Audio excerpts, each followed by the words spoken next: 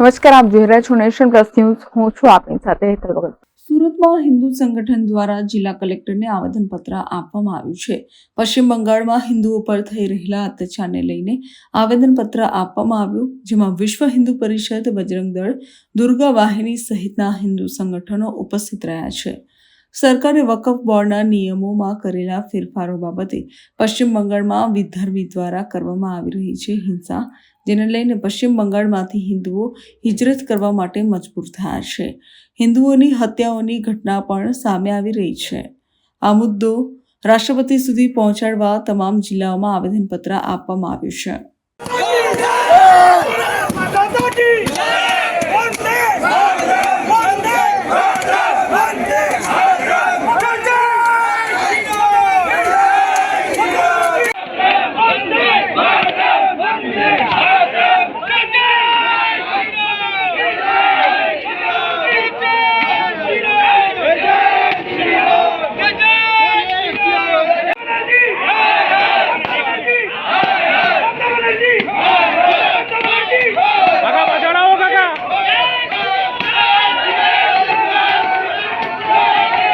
આજે સુરત કલેક્ટર કચેરીએ ખૂબ મોટી સંખ્યામાં હિન્દુઓ એકત્રિત થયા છે, કારણ કે આજે ભારતની અંદર જે પશ્ચિમ બંગાળમાં હિન્દુઓ ઉપર અત્યાચાર થઈ રહ્યો છે, હિન્દુઓની બેન દીકરીઓ ઉપર દુષ્કર્મો થઈ રહ્યા છે, હિન્દુઓના મંદિરો, ધર્મસ્થાનો અને હિન્દુઓ ઉપર જે ખરાબ કાર્યો થઈ રહ્યા છે, હિન્દુઓની હત્યા થઈ રહી છે, એ બાબતે સરકારશ્રીને જાગૃત કરવા માટે વિશ્વ હિન્દુ પરિષદ, બજરંગ દળ તથા દરેક હિન્દુઓ સુરત કલેક્ટર કચેરીએ ભેગા થયા છે. અને આ બાબતે સરકારનું ધ્યાન દોરવાનું, મમતા સરકાર જે વિધર્મીઓનો સપોર્ટ કરે છે અને જે સેવાભાવી સંસ્થાઓ હિન્દુઓની સેવા કરે છે એને પણ લાભ નથી આપી રહી, એની સેવાને પણ સ્વીકાર નથી કરી રહી.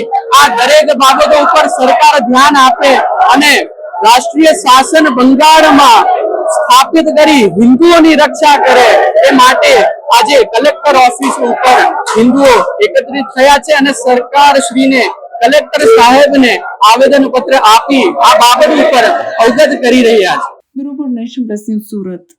સમાચારોનો સતત અપડેટ મેળવવા માટે અમારી નેશન પ્લસ ન્યૂઝની યુટ્યુબ ચેનલને સબસ્ક્રાઇબ કરો, બેલ આઇકન દબાવો અને જોડાયેલા રહો ફેસબુક, ઇન્સ્ટાગ્રામ અને ટ્વિટર પર.